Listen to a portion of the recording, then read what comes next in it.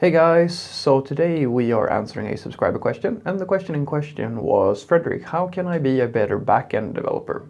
And it's 2019, so I suppose into 2019. So let's get into it. Well, how you can be a better backend developer? That is, well, that's a pretty broad question, but I suppose I can give you a few tips that I think that should make a difference at least.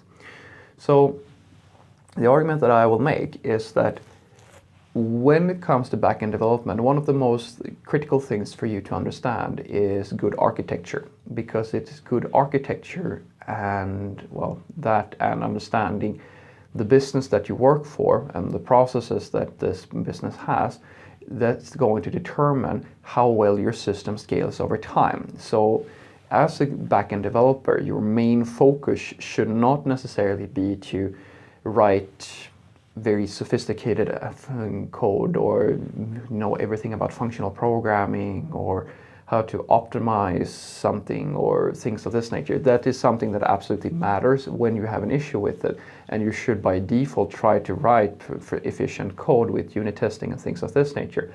But the unit testing and the maintainability and the readability and the overall structure of your solution is going to be the thing that matters more, because usually how it goes is that you write a implementation that will do the job and will do it fairly as well as possible within the time constraint that you have when you're working on a story of some sort.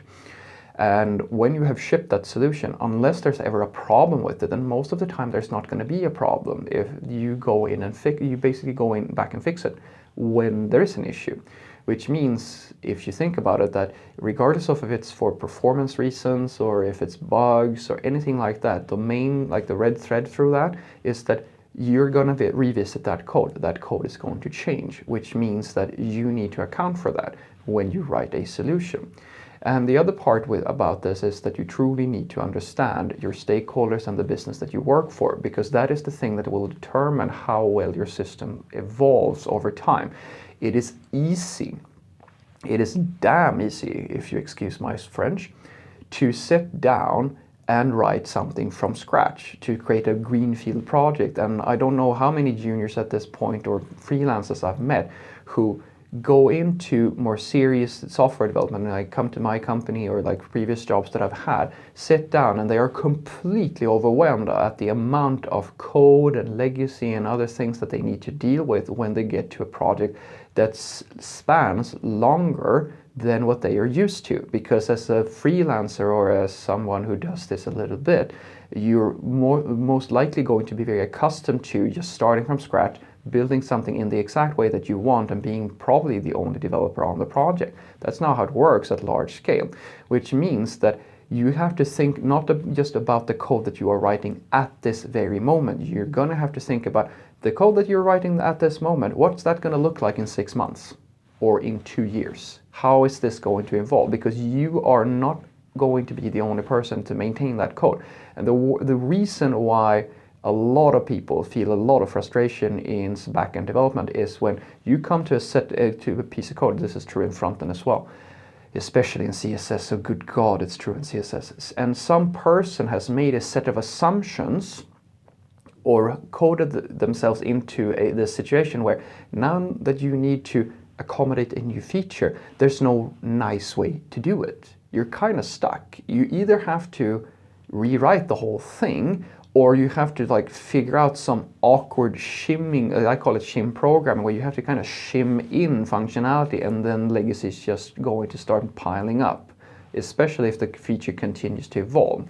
So as a good backend developer, your understanding not just of good practices and good architectures and like designing good software is going to be the thing that dictates quite a lot. It's also going to be how well you understand the business. I had this subscriber question the other day where a person asked me, but Frederick, how can we design good architecture if the company is really shitty or if it's already, the work process is already flawed?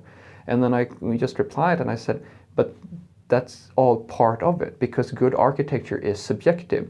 It means that you are now, as a developer, going to have to account for the flawed practices of that company, because in reality there are no such things as flawed practices. The business is what the business is, and it's very similar to any type of craftsman. You have the limitations that you have, and it's your job as the craftsman to be able to determine what a good solution is going to be. And this is why I keep telling people that don't listen all too much about to the people who preach best practices, because what they are preaching is very often the perspective of somebody who either doesn't know they don't know your system, they don't know your stakeholders.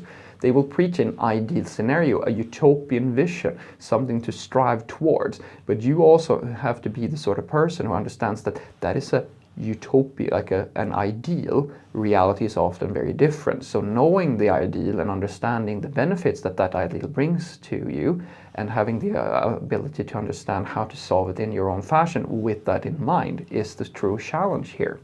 So it's very similar to being a carpenter who has a client who comes in and says, hey, I need you to build a shed from really cheap materials.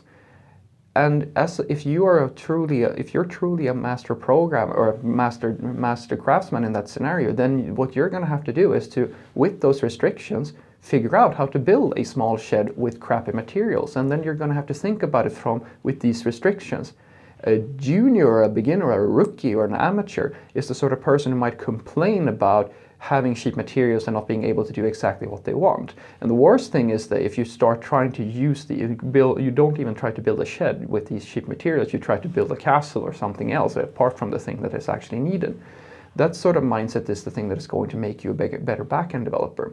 Because if you truly have mastered the architecture, you should understand, and of course the business as well, you should understand that some features that your company or your stakeholders are going to ask from you, they're going to be very stable. This code is very likely never going to change. That means that you have one mindset when you write that sort of code.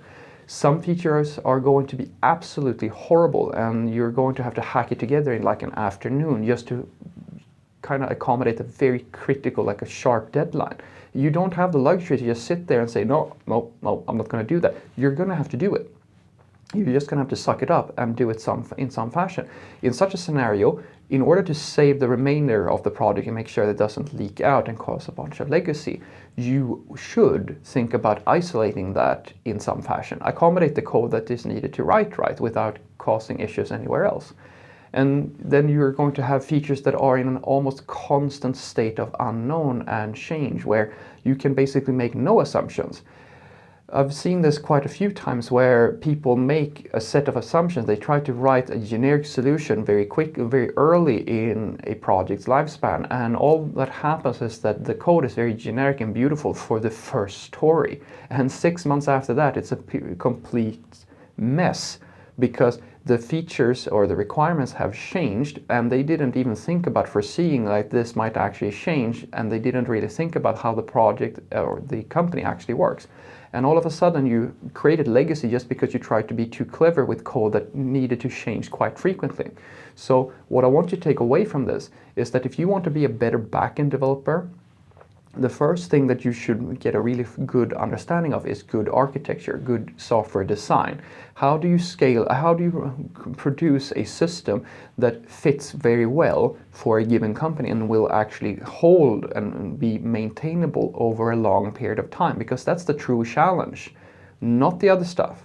Like every single project, as it grows, will grow to a complexity that is so large that it's hard for companies to maintain developer velocity. And being able to mitigate that, that's the most important thing, the biggest problem that you will face.